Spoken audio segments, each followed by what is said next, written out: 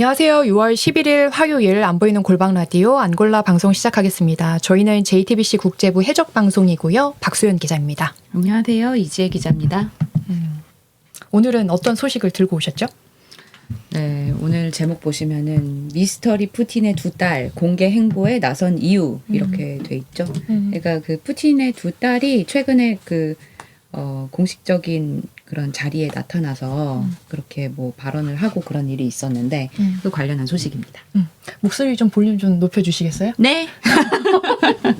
네. 저희가 말을 안 하고 있다가 서로 각자 알아보고 있다가 딱 이제 방송하려니 좀 또 처진 상태로 다시 한번 또 오늘 또 기운 업해서 다시 한번 또 방송에 또 힘을 내서 시작해 보도록 하겠습니다. 일단 알겠습니다. 푸틴의 두 딸부터 어떤 공개 행보에 나선 건지부터 좀 설명해 주실까요? 네네네. 그 첫째가 그 마리아 보론초바라는 이름입니다. 첫째가 마리아 보론초바, 둘째는 그 예카테리나 티코노바라는 이름이에요. 카테리나, 예카테리나, 티코노바, 티호노바 이렇게 번역하는 과정에서 조금씩 다를 수 있습니다. 네네. 그러니까 보시면 왼쪽은 첫째, 오른쪽은 이제 둘째 이렇게 보시면 될 것 같은데 그 푸틴이 2013년에 이혼한 전 부인 류드밀라와 사이에 낳은 그 딸들입니다. 네, 그 첫째인 마리아 보론초바는 러시아 과학진흥협회 상임위원회 위원인데요. 현재 예전에 제가 보니까 푸틴이랑 같이 투표하는 장면도 사진에 찍힌 적이 있고 꽤 그래도 많이 좀 노출이 된 분이고 이분이 이제 금요일 상트페테르부르크 국제 경제 포럼에 참석을 했다고 합니다. 그 같은 경제 포럼인 것 같은데 이제 또 둘째인 카테리나 티코노바는 이노프락티카 개발 이니셔티브 책임자래요. 그래서 목요일에 여기서 열린 국제 경제 포럼에 화상으로 참석을 했다고 합니다. 둘 다 국제 경제 포럼에 참석한 거고 한 명은 실제로 참석을 하고 한 명은 화상으로 참석을 한 거죠.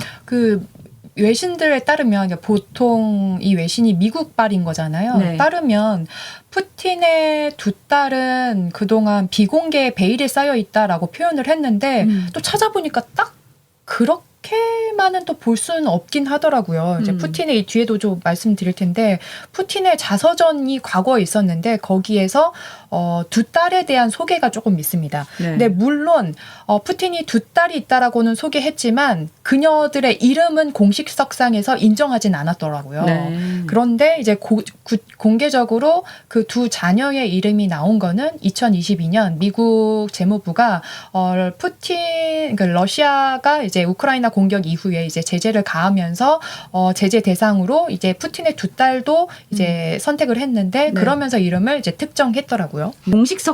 공개석상에 선 이유에 대해서 좀 이제 짚기 전에 좀 하나 짚고 넘어가야 될 부분이 있어요. 이제 그게 뭐냐면 그 보론초바 티코노바 같은 경우에 아까 박 기자 얘기한 대로 2022년 4월에 러시아 국방부를 지원한 혐의로 미국과 영국이 제재에 나섰잖아요. 그래서 아예 자금을 동결해버린 건데 그 서방 국가들은 푸틴의 재산 가운데 그 일부가 가족들의 은행 계좌에 숨겨져 있을 가능성이 있다고 보고 있는 거예요. 이제 푸틴의 뭔가 자금 세탁 창구로 가족들을 이용했을 가능성에 대해서 염두를 두고 있는 건데 염두에 두고 있는 건데 그 백악관에서도 이런 공식 발언이 있었어요. 그 대변인인 것 같은데 나와서 이렇게 발언을 한 게 뭐였냐면 푸틴과 러시아 재벌들이 이런 식으로 가족 계좌를 활용했다. 이렇게 공식석상에서 말을 한 게 있더라고요. 그러니까 이제 일부 분석가들은 푸틴은 딸들과 가정생활에 대해서 매우 비밀스럽고 또 권력자로 보이기 원하고 악용될 수 있는 취약성을 드러내지 않기 때문에 지금까지 이 딸들을 꽁꽁 숨겨왔던 게 아니냐 이런 분석을 내놨다고 합니다. 약간 근데 이게 저도 좀 의아했던 게 뭐냐면 그러니까 미국발 언론을 보면 푸틴의 딸들 그리고 가정생활들을 꽁꽁 비밀에 쌓여 있다라고 하는데 사실 제가 찾은 자서전을 보면 푸틴이 스스로 자서전을 여러 권 발간을 했더라고요. 그 과정에서 본인의 자녀들, 본인의 사생활, 결혼 생활에 관련해서 좀 자세히 쓴 것 같더라고요. 남자의 남자 푸틴 이라는 책인데 이제 파트 보면 파트 3 매력적인 푸틴 진정한 사나이라고 되어 있는데 거기 20장에 보면 사랑의 보금자리 가족이라고 되어 있어요. 여기 보면 퍼스트 레이디라면서 루드밀라와 어떻게 만나서 결혼에 이르게 됐는지에 대한 내용과 그리고 마샤와 카차 첫째 딸과 둘째 딸에 대한 내용도 여기에 나와 있습니다. 그러니까 베일에 쌓였다고 하지만 이거는 미국의 시선인 것 같아요. 사실 푸틴은 두 딸에 대해서는 얘기를 하고 있었다. 그리고 앞서 말씀하셨던 것처럼 뭐 손잡고 같이 투표하기도 했다면서요. 네. 그러니까 러시아 내부에서는 또 베일에 쌓인 것만은 아니다라고도 좀 볼 수 있을 것 같은데. 뭐 어린 시절의 사진 같은 건 굉장히 많이 나왔던데요. 푸틴이랑 같이 찍은 음. 사진이라든지. 약간 미스터리하다. 뭐 베일에 쌓여 있다라고 하면 보다 좀 음흉스러운 인물로서 부각시킬 수 있잖아요. 그래서 미국 언론들은 그렇게 좀 보도를 하지 않나 이라는 생각도 조금 들긴 하더라고요. 그 두 딸 중에 이제 막내딸 우리에게 낯설지 않은 인물이더라고요. 보면 2010년에 한 번 이슈가 크게 된 적이 있습니다. 기사 제목이 푸틴 막내딸 한국에 시집 온다라는 제목인데요. 이때 크게 한 번 이슈가 됐습니다. 그렇군요. 이 이게 카티아라는 게 둘째 애칭인 딸. 거죠? 예. 카티아라는 카티아의 어릴 때 모습인데 이 둘째 딸이 한국인과 결혼을 할 거다 이러한 기사가 대대적으로 실렸습니다. 그런데 네. 곧바로 이제 크렘린궁이 부인을 하더라고요. 아니다, 그거 오보다. 라고 하고 그런데 그게 끝난 게 아니라 2012년에 다시 한번 결혼 소리 또다시 불붙더라고요. 네. 그 이후로는 사실 또 그 소식이 좀 쏙 들어갔습니다. 그분이 바로 그 윤종부 전 해군 제독의 아들 윤준원 씨라고 실명까지 다 보도가 됐었더라고요. 맞아요. 네, 그래서 그 푸틴의 그 둘째 아까 얘기한 그 예카테리나와 이제 결혼할 거란 뉴스가 나왔었던 건데 2010년에도 크렘린궁에서 그 보도 내용을 사실관계를 다 부인을 했어요. 그리고 이 윤준원 씨는 그 직장이었던 삼성전자 현지 법인에서 또 바로 그만두고 그 거처도 옮기고 경호원들의 보호를 받으면서 뭐 이럴 정도로 굉장히 떠들썩했다고 해요. 그런데 이 둘은 사실 국제학교에서 처음 만나가지고 사랑을 되게 꽤 오래 키워온 사이였었다고 합니다. 오늘 기사를 하나 찾았잖아요. 네. 되게 좀 흥미로운 기사를 하나 찾았는데 푸틴의 딸의 엑스피앙세가 어떻게 가즈프롬 뱅크에서 일할 수 있었게 됐느냐 이제 의문을 자아내는 그러한 기사였습니다. 네. 이 가즈프롬 뱅크가 어떤 회사냐면 이제 가즈프롬이라는 게 이제 러시아의 이제 국영 에너지 기업 큰 거대한 기업인데 이제 거기 중에 이제 자회사란 말이에요. 거기서 이제 근무를 했다라는 건데 이 가즈프롬이 그냥 보통 가즈프롬 그냥 일반 회사가 아니라는 거예요. 왜냐하면 첫째 딸의 남편 그 네덜란드인도 이 가즈프롬 뱅크에서 일을 했었고 그리고 둘째 딸이 2013년에 다른 남자랑 결혼을 하거든요. 네. 다른 남자와 결혼했는데 그 남자도 가즈프롬 뱅크에서 일을 했었다라는 거예요. 네. 그렇다면 엑스피앙세가 어떻게 가즈프롬에서 일을 할 수 있었겠느냐 라면서 의문을 자아냅니다. 맞아요. 이 보도에서는 이 윤준원 씨를 가리켜서 크렘린궁 누군가의 사위란 소문이 있었다. 뭐 이런 멘트를 한 게 그대로 보도가 됐는데요. 이제 이 아까 말씀하신 그 가즈프롬 뱅크의 의미를 하나 더 말씀드리자면 그 우크라이나 전쟁에 파병된 러시아 군인들한테 임금을 줘야 될 거 아닙니까? 그때 그 임금을 지급해주는 창구 역할을 하는 데가 이 가즈프롬 뱅크라는 곳이에요. 근데 여기에 이 윤준원 씨 같은 경우는 2013년도에 가즈프롬 뱅크 이사회 컨설턴트로 입사를 해서 2년 뒤에 부사장으로 임명이 됩니다. 2년 만에 부사장으로 임명된다면 굉장한 초고속 승진으로 볼 수도 있는 부분인 것 같은데 가즈프롬 뱅크는 러시아에서 세 번째로 큰 은행이라고 합니다.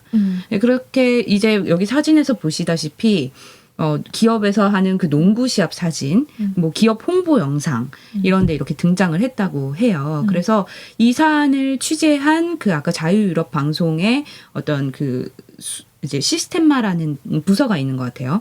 여기 시스템마 기자에 따르면 2021년도에 윤 씨는 이사회를 떠났지만 2022년에도 가즈프롬 뱅크에서 계속 일한 걸로 확인이 된다. 그리고 역시 작년에도 계속 일했다고 하고 올 초에도 어떤 비행기 그런 2023년 기준으로 해서 네네 비행기 뭐 이착륙 사안을 확인해 보니 계속 일한 걸로 확인이 된다. 뭐 이렇게 보도를 했습니다. 그러니까 네. 다 푸틴의 자녀와 관련된 그러니까 푸틴의 사위들이 일했었던 가즈프롬 뱅크에서 어떻게 엑스피앙세가 일을 했었냐. 그 둘의 관계가 여전히 이어지는 것 아니냐라고 이 기사는 의심을 하고 있었던 거죠. 이 발도 그러니까 이 윤준원 씨가 크렘린궁 누군가의 사위라는 소문이 돌았었다. 이렇게 좀 전하고 있더라고요. 네.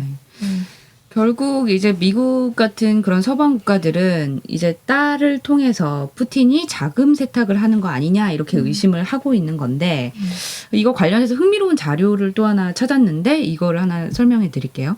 이제 북한과 연계된 해킹 조직이 가상자산을 세탁하기 위해서 러시아 거래소 이용을 늘리고 있다는 분석이 바로 이 도표에 대한 내용입니다.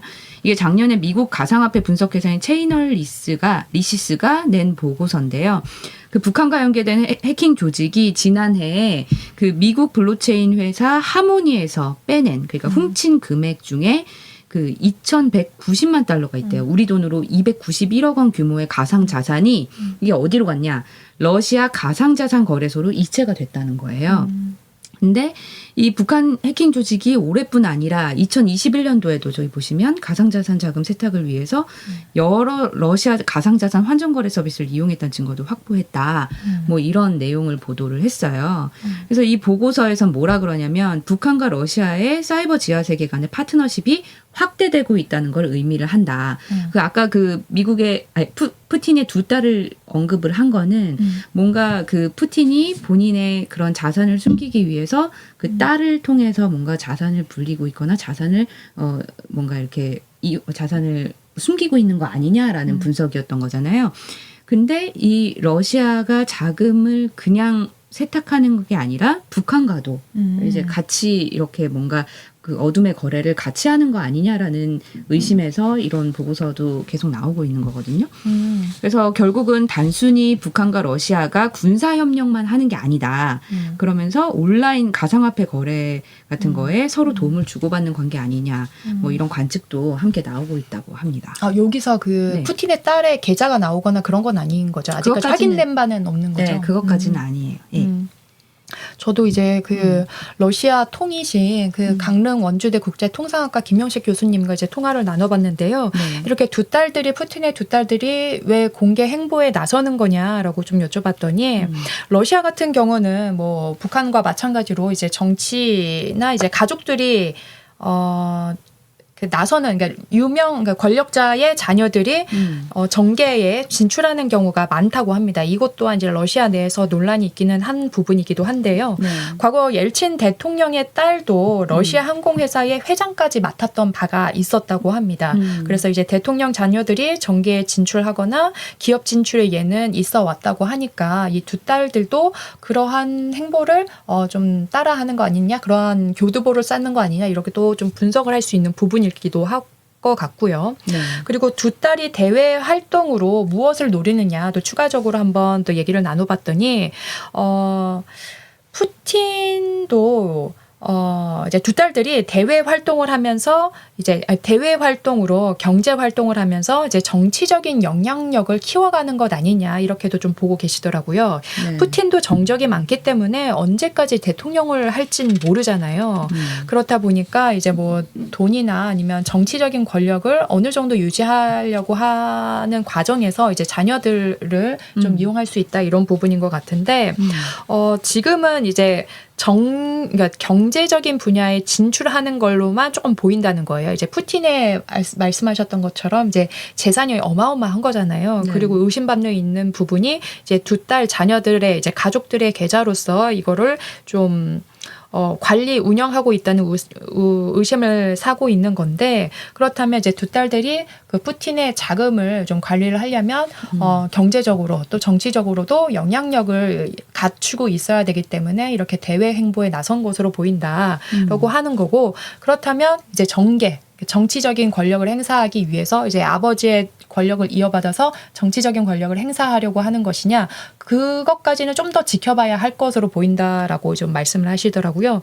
뭐 2030년 전후에 이제 푸틴이 여전히 권력을 행사하고 있거나 아니면 조금 이제 줄어들거나 그러한 과정을 좀 더 따져서 보다 이 두 딸들이 공개적으로 보다 활발히 활동을 하느냐 여부는 그때 가서 또 판단할 수 있을 것 같다라고 좀 분석을 하고 있더라고요. 그렇군요. 그렇습니다. 네.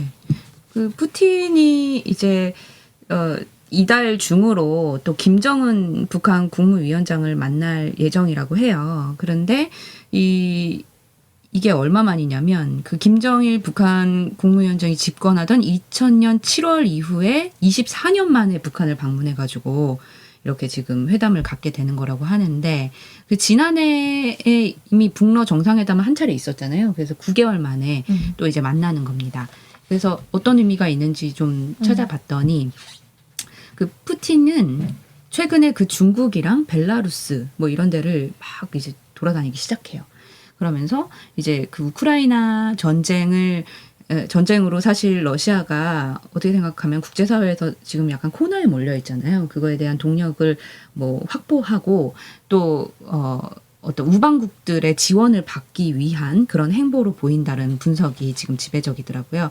그래서 동북아로 따져보면은 한미일에 맞선 북중러 연대 차원으로 그렇게 보이고 있습니다. 그래서 일단 그 이제 보면은 그 2019년도 아까 말씀드린 대로 이제 2019년 4월에도 만났고 이제 2023년 9월에도 만났고 이렇게 두 차례 만났었잖아요. 그때랑 지금이랑 좀 이제 2019년에 비해서 2023년과 이번의 행보가 좀 차이가 있는 건데 2019년도에는 김정은 위원장 같은 경우에는 이제 핵 문제에 대한 동력을 확보할 수가 없었어요. 핵 문제로 이제 뭐 미국과 담판을 지으려다 실패하고 국제사회에서 고립돼 있었거든요. 그때 여기서 이제 벗어나려고 안간힘을 쓰고 있었고 푸틴 같은 경우에는 작년 9월부터 이제 우크라이나 전쟁에 대한 반대 여론이 너무 높았기 때문에 그거를 이제 좀 이제 커버하고 그리고 또 재래식 무기 같은 거를 북한으로부터 받아야 되는 처지였었거든요. 뭐 대전차 유도 미사일 뭐 이런 것들을 또 북한으로부터 받았어야 된다고 하더라고요. 그래서 그런 방안이 논의됐을 거다. 작년 9월 회담에서. 근데 이번에도 역시 뭔가 군사적인 협의 그리고 또 아까 또 말씀드렸다시피 뭔가 이런 긴밀한 온라인 거래에 대한 협의가 있지 않겠느냐 뭐 이런 관측이 나오고 있다고 합니다. 그러니까 이제 적의 적은 나의 친구다. 그렇죠. 라는 느낌으로써 이제 북한이랑 러시아 둘 다 이제 서방 국가로부터 이제 특히 미국으로부터 많은 제재를 받고 있는 국가다 보니 둘이 만나서 우리 서로의 사이를 보다 돈독하게 쌓아보자 이러한 만남이 될 것이라는 관측인 거죠. 그것도 그렇고 그 이제 이번에도 북한을 직접 방문하는 모습을 보이면서 미국과 같은 서방 국가에 그 북한 문제에 자기들의 역할이 굉장히 크다. 그리고 이렇게 북한 아까 박 기자 말한 대로 뭔가 우리의 연대는 굉장히 공고하다라는 거를 대외적으로 과시할 수 있는 그런 부분인 거죠. 이제 이번에도 그런 모습을 보이면서 우크라이나 공격으로 입지 좁아진 상황에서 북중러 연대 의미 그걸 좀 더 강조하는 차원으로 볼 수 있을 것 같습니다. 최근에 그 이제 보도됐던 게 되게 또 재밌는 게 미국 정부에서 그 러시아가 우크라이나에 떨어뜨린 탄도미사일 잔해가 북한산이라는 걸 확인했다라고 발표를 했었거든요. 근데 이게 북한산 무기 수입을 금지한 유엔 안보리 결의 위반 사안이라는 거예요. 근데 그러니까 미국으로서는 이거에 대해서 심각하게 이제 너네는 유엔 안보리 그렇죠. 결의는 유효하고 러시아의 모든 러시아뿐만 아니라 모든 나라가 이거를 준수해야 되는데 너네 이거 똑바로 안 해라고 이렇게 경고를 한 상황에서 이제 그 미국은 사실상 이제 러시아의 북한과 거리두기를 하라고 계속 이렇게 압박을 할 수 있고 이들은 또 자신들의 동맹을 또 과시할 수 있고 이런 식으로 약간 신냉전이 좀 더 공고화되는 거 아니냐 이런 우려의 목소리도 있더라고요. 네. 알겠습니다. 또 이제 푸틴이 북한에 방문하면 관련해서도 이제 뭐 새로운 소식이 들어올 것 같은데 또 전해드리도록 하겠습니다. 오늘 방송은 그럼 여기까지 하도록 하겠습니다. 오늘 방송 봐주셔서 감사합니다. 고맙습니다.